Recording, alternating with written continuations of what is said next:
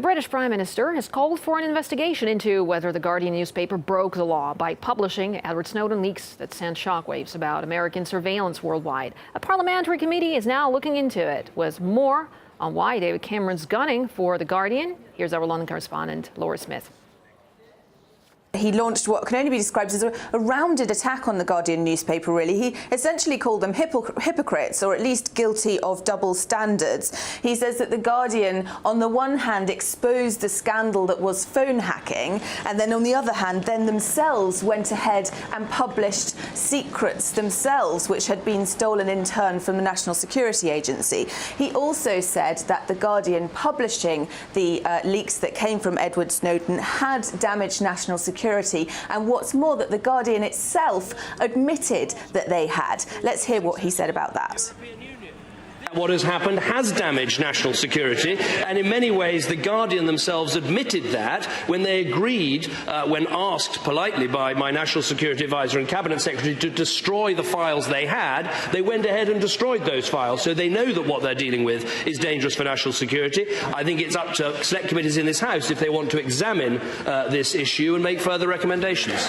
Asked politely by my National Security Advisor. That's my favourite bit of that. The Guardian, of course, we asked them for a statement, and they strenuously disagreed with what David Cameron said. They issued us a statement. They said that they agreed to destroy the files because they came under immense pressure from the government. They were threatened with the full force of the law, with this thing that's called prior restraint, which is very, very rarely used here in the UK and, according to them, unthinkable in the US. Well, now we can get a reaction from British investigative journalist Tony Gosselin. Tony, thank you so much for joining us here on RT. Well, we know that it's been a while since The Guardian started publishing Snowden's revelations, but why the high-profile investigation into this now? What do you read into the timing?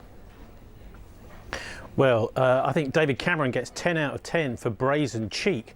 He's saying, of course, that The Guardian is, by these revelations through Snowden and Greenwald, are a threat to national security, but he hasn't cited a single instance of any kind of threat to national security. I think what we've got here is a terrible problem of a total lack of oversight of our intelligence services, not just GCHQ, but MI5 and MI6 as well. Few people understand how that works. I mean, we've got in this country something called the Joint Intelligence Committee, which is actually an unelected bunch of mandarins that actually manage these organisations, but they're overseen by the Intelligence and Security Committee. And you know, how frightening would it be if the Intelligence and Security Committee was overseen by a former Conservative Defence Minister who was also a consultant to a company that was involved in military aerospace, in missile systems, in satellites, and electronic warfare? Well, I'm afraid that's the case. So Malcolm Rifkind is working with this company, LEK Consulting, that does all this kind of work with the military. So I think the obvious problem here is nothing to do with the system of oversight, it's the people that need to be removed. A former Tory, for example, Sir Francis Richards, who is a former director of GCHQ, he said it was a bad idea for a former Tory Defence Secretary to be running this organisation, and I would say doubly if he's also working with the defence industry.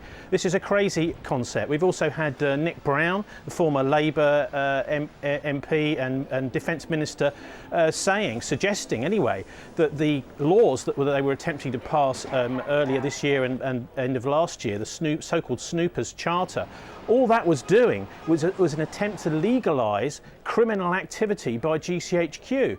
That sort of criminal activity is, in fact, listening into and surveillance of privileged lawyer-client communications, that kind of thing. Tony, so what do you I think make what we've of... got is a complete failure in oversight. What do you make of David Cameron's accusations? I mean, he was accusing The Guardian of double standards. How fair is that? I mean, when the root of the problem is, defending privacy, and this is what The Guardian was, in fact, speaking about by publishing Snowden's revelations.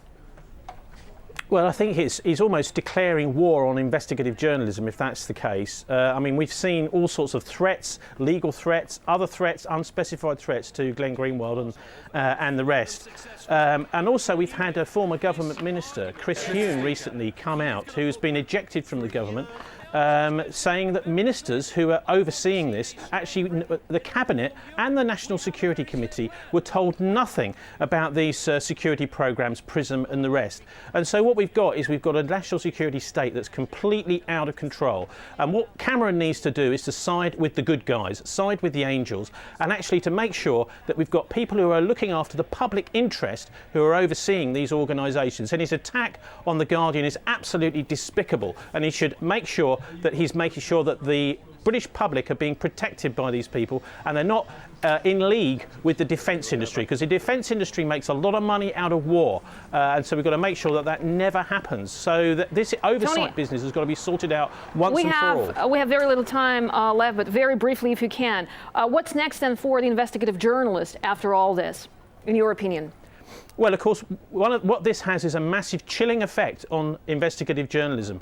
By focusing on The Guardian and by trying to make them account for what they're doing, I think that will be absolutely no problem for The Guardian to do. But what it does is it actually reduces the amount of investigative journalism that's going on in the coverage, and it has a sort of self-censorship effect. A lot of journalists think, well, maybe I shouldn't do that story today because there may be legal problems, there may be the government leaning on me, and that's an appalling state of affairs. We've also got government regulation of the press coming along in Britain at the same time as all this, so it does seem that the press is being squeezed, particularly the left-wing press, by the government, and it's time to get the Tories out of the BBC. We've got a former Tory, Chris Patten, running the BBC, and out of GCHQ and the security services, because it starts to look like these people are actually simply there to do the government's bidding, Tony, and not to do proper oversight for the public. Thank you very much for sharing this with us. Tony Gosselin, investigative journalist, talking to us from the UK.